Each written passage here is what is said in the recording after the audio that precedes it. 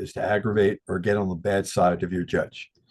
That is just not a very smart thing to do, especially if you're a high profile individual, because everything that you've done that make you high profile, you've been in the press. There's pictures, there's there's quotes of you, there's people who have written about you.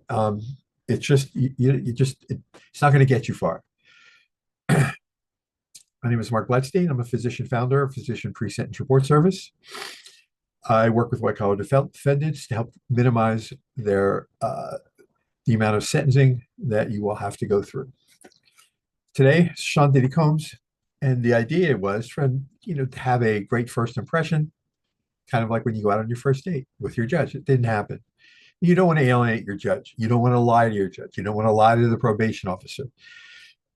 And so, granted, it's going to be tough for him because he's coming from a life as a high profile, very wealthy individual where people around him are, yes, men and women, even maybe his attorneys, where he comes from luxury, freedom, the comfort of his bed. And the last thing that he's going to think of as he is in this, legal battle with the government is that he may lose. It's the last thing he's going to think of.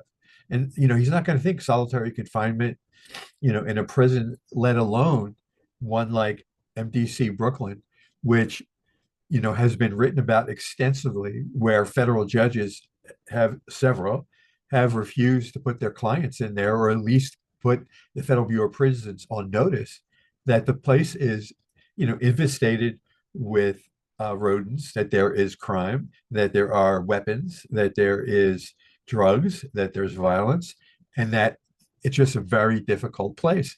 And for the decades that it's been existing, for the Federal Bureau of Prisons to put in, to say after several months that they've fixed it up, I think is disingenuous. That is just my opinion.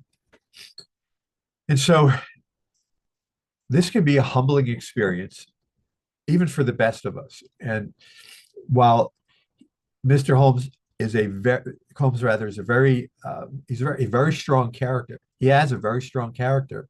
Eventually, it's going to wear you down. I mean, there's a lot of individuals that have gone there before him, and so it doesn't matter, but it can wear you down over time. And so, part of what I believe is required, and this is just me, is having attorneys that are willing to provide you with difficult and hard to accept truths. So instead of, he's going to go, it's going to be a rude awakening, or I'm sure it was a rude awakening, going from gourmet meals, or the meals that he wants when he wants them, to molded bologna sandwiches, standing counts, washing dishes, cleaning toilets. He's going to go from a hero to a zero. There will be people in there that, will idolize him, to those that may want to take advantage of him. And so it's going to be, eventually it's going to wear on him. And so his judge, just based on his initial indictment and then all the other information that's come to the judge's way via the press, photographs, what the prosecution has said, it just doesn't look good. So I'm just going to touch on information that has gone the court's way or the judge's way, so that to show that it's very important, if for no other reason than this, for Mr. Combs to be on his, or would have hoped he would have been on his best behavior. So what are the indictments? Racketeering, conspiracy. Not good. Conspiracy. Carries a maximum of a life sentence. Sex trafficking by force, fraud, coercion. Maximum a life sentence in prison. Mandatory minimum 15 years. Then he ran what's called a criminal enterprise, where he was the leader. Now, the according to the Sentencing Commission guidelines, he's going to be considered a kingpin. So that's not great. So we're going to have one. He's going to go. Now he's looking for bail. The first judge, Magistrate Tarnowski, September 17th, sided with the U.S. Attorney's argument that Mr. Combs is going to has a risk that if he's going to pose a risk if he's released, that due to his substance abuse and what seems like anger issues. So he gets denied right off the bat. Then that's on September 17th. September 18th, he gets another try at it, where he is again denied. And this time he offers a $50 million bond. Coombs, though, who was arrested on September 16 was arraigned on sex trafficking, racketeering, transportation, and prostitution charges. The following day was incarcerated in the special housing unit at Metropolitan Brooklyn's detention center. So not very good. I mean, he has a, even putting up that $50 million bond, there still is concern he can be a flight risk. But also prosecutors highlighted that the defendant has attempted to bribe security staff and has attempted to interfere and do witness tampering. Judges don't like to see that. They noted that he already tried to obstruct the government's investigation in this case by repeatedly contacting witnesses and victims and feeding them false narratives.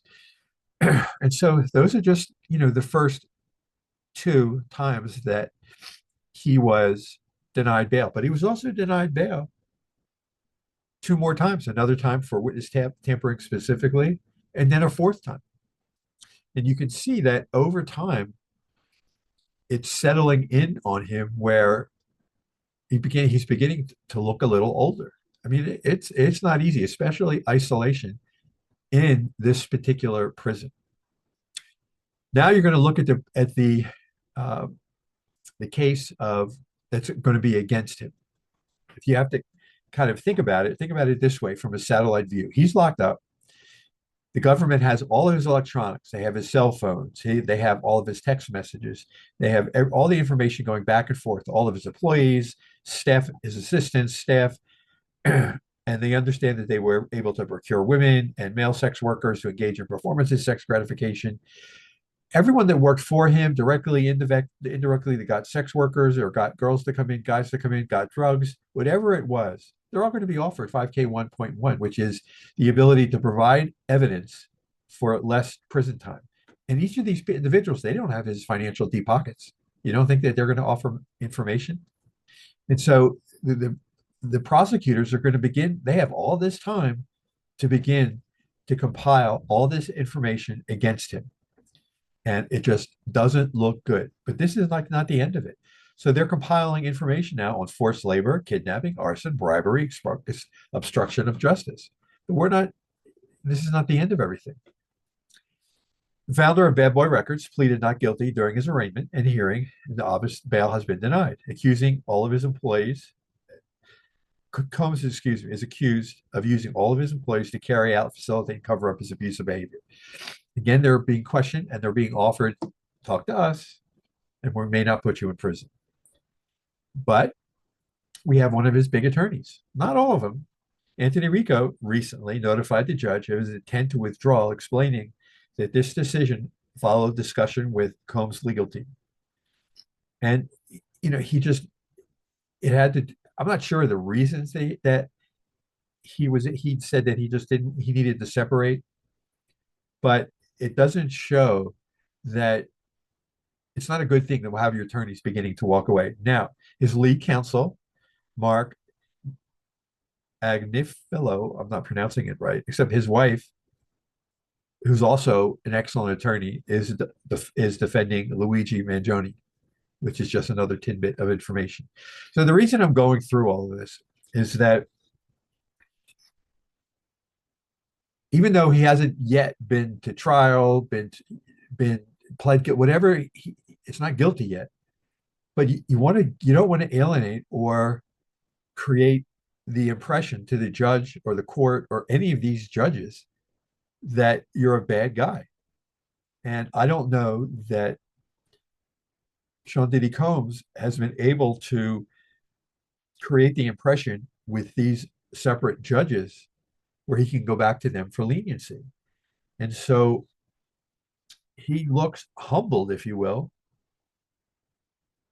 by what he's going through, but the actions that he's undertaking, I don't know that he's really accepted this fight that he's in the middle of. But for you and I, as we go through this type of ordeal, you do not want to anger the court because you need to come back to that court again for leniency. I hope that you've enjoyed you found this YouTube helpful. If you have questions, or I'm encouraging you to give me a call, and I would love to work with you as we prepare you for your sentencing hearing and prepare a backstory for your attorney that gives him background material on you before you go to trial, which is probably very significant if they all they know is the charges against you, but they do not know who you are. My phone 240-888-7778. Thank you for paying attention and listening. And I thank you again for tuning in. Have a good day.